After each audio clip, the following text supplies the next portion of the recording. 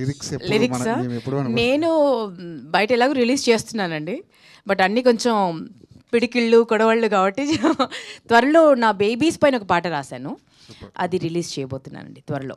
నా పిల్లలంటే నాకు ప్రాణం అంటే అంతకు మించి ఇంకేదైనా పదం ఉందంటే అదనుకోండి. సో వాళ్ళ మీద ఒక మంచి పాట రాశాను. చాలా రోజుల తర్వాత సినిమా సెట్కి వెళ్ళి ఉంటారు. అవునండి, చాలా గ్యాప్ తర్వాత ఆ వాతావరణం ఎలా ఉందండి? ఏదైనా మారిపోయిందా సెట్? ఏమన్నా బాగా విపరీతమైన ప్రేమ ఉందండి.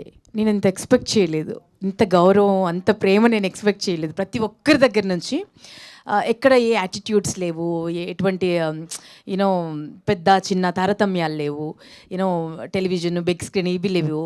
ఎంత ప్రేమ ఎంత గౌరవం చూపించారో నాకు కళ్ళు చెమర్చాయి. నేను ఇదంతా మిస్ అయిపోయానే అని నాకు అనిపించింది. అది వల్లే వచ్చా నేను, అందుకని మీరే చాలా కాలం అయింది. యాక్చువల్గా మీరు ఎంత మంచి నటో అందరికి తెలుసు. ఆ ఎనర్జీ అంతా గ్యాప్ వచ్చిందా, గ్యాప్ తీసుకున్నారా?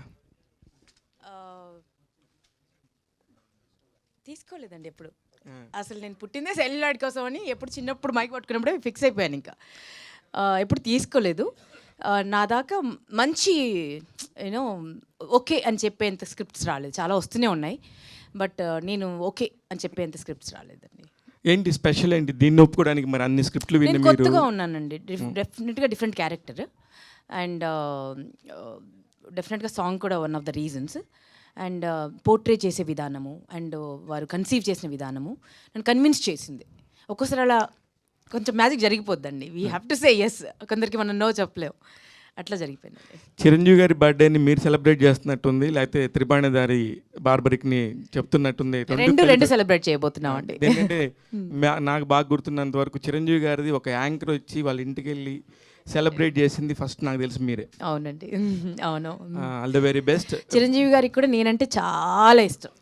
నన్ను అప్రిషియేట్ చేస్తూ నాకు ఫోన్లు చేసి నన్ను మెచ్చుకుని నాకు నా ఫస్ట్ ఫోన్ గిఫ్ట్ చేసింది నాకు మెగాస్టార్ చిరంజీవి గారే. సూపర్. యూనో ఇవన్నీ ఎవరికి చెప్పలేదు, బట్ యూనో వారితో యూనో తర్వాత ఇప్పుడు చెప్పొచ్చు.